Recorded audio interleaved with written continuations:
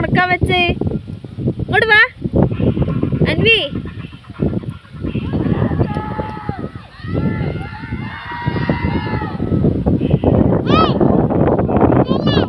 എവിടെ പോയാലും ആളെ കലാപരിപാടി ഇതൊക്കെ തന്നെയായിരുന്നു കേട്ടോ.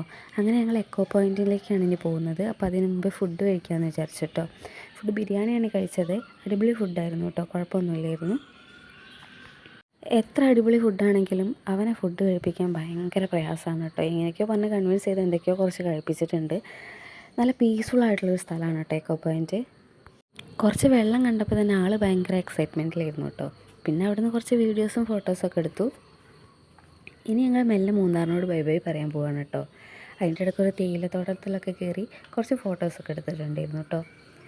ഈ മൂന്നാർ ട്രിപ്പ് ഞാൻ ശരിക്കും എൻജോയ് ചെയ്തിട്ടുണ്ടായിരുന്നു കേട്ടോ. അപ്പോൾ ഇതിൻ്റെ ഫുൾ വീഡിയോ ഞാൻ ചാനലിൽ ഇട്ടിട്ടുണ്ട്. എല്ലാവരും ഒന്ന് കയറി കണ്ടു നോക്കാം. ബൈ.